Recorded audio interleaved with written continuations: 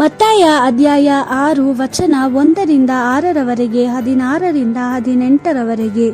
ಎಚ್ಚರವಾಗಿರಿ, ನೀವು ಒಳ್ಳೆಯ ಕಾರ್ಯಗಳನ್ನು ಜನರ ಮುಂದೆ ಮಾಡಬೇಡಿ, ಜನರು ನೋಡಲೆಂದು ನೀವು ಅವುಗಳನ್ನು ಮಾಡಿದರೆ ಪರಲೋಕದಲ್ಲಿರುವ ನಿಮ್ಮ ತಂದೆಯಿಂದ ನಿಮಗೆ ಪ್ರತಿಫಲ ದೊರೆಯುವುದಿಲ್ಲ. ನೀವು ಬಡಜನರಿಗೆ ಮಾಡುವ ದಾನವನ್ನು ಪ್ರಕಟಿಸಬೇಡಿ, ನೀವು ಕಪಟಿಗಳಂತೆ ಮಾಡಕೂಡದು. ತಾವು ಮಾಡುವ ದಾನವನ್ನು ಜನರಿಗೆ ತೋರಿಸಿಕೊಳ್ಳುವುದಕ್ಕಾಗಿ ಕಪಟಿಗಳು ಸಭಾಮಂದಿರಗಳಲ್ಲಿ ಮತ್ತು ಬೀದಿಗಳಲ್ಲಿ ತುತ್ತೂರಿ ಊದಿಸುತ್ತಾರೆ. ಜನರಿಂದ ಗೌರವ ಪಡೆಯಬೇಕೆಂಬುದೇ ಅವರ ಉದ್ದೇಶ. ಆದ್ದರಿಂದ ನೀವು ಬಡಜನರಿಗೆ ಕೊಡುವಾಗ ಬಹಳ ಗುಟ್ಟಾಗಿ ಕೊಡಿ, ನೀವು ಮಾಡುವಂಥದ್ದು ಯಾರಿಗೂ ತಿಳಿಯದಿರಲಿ. ನೀವು ದಾನವನ್ನು ರಹಸ್ಯವಾಗಿ ಕೊಡಬೇಕು. ರಹಸ್ಯದಲ್ಲಿ ನಡೆಯುವ ಕಾರ್ಯಗಳನ್ನು ನೋಡಬಲ್ಲ ನಿಮ್ಮ ತಂದೆ ನಿಮಗೆ ಪ್ರತಿಫಲ ಕೊಡುವನು. ನೀವು ಪ್ರಾರ್ಥಿಸುವಾಗ ಕಪಟಿಗಳ ಹಾಗೆ ಪ್ರಾರ್ಥಿಸಬೇಡಿ.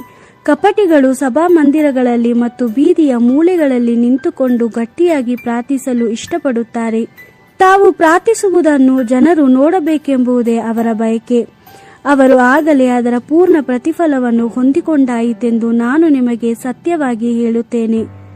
ನೀವು ಪ್ರಾರ್ಥನೆ ಮಾಡಬೇಕಾದರೆ ನಿಮ್ಮ ಕೋಣೆಯೊಳಕ್ಕೆ ಹೋಗಿ ಬಾಗಿಲನ್ನು ಮುಚ್ಚಿಕೊಂಡು ನಿಮಗೆ ಕಾಣದಿರುವ ನಿಮ್ಮ ತಂದೆಗೆ ಪ್ರಾರ್ಥಿಸಿ. ರಹಸ್ಯದಲ್ಲಿ ನಡೆಯುವ ಕಾರ್ಯಗಳನ್ನು ನೋಡಬಲ್ಲ ನಿಮ್ಮ ತಂದೆಯು ನಿಮಗೆ ಪ್ರತಿಫಲವನ್ನು ಕೊಡುವನು.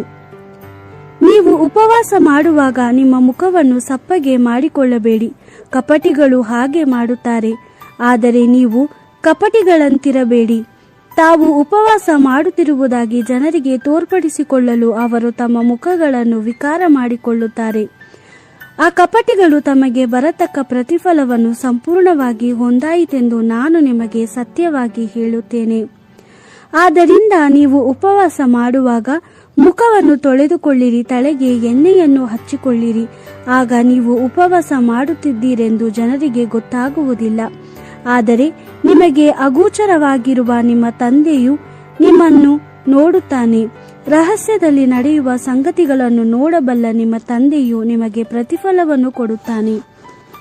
ದೇವರ ವಾಕ್ಯವಿದು. ದೇವರಿಗೆ ಕೃತಜ್ಞತೆ ಸಲ್ಲಲಿ.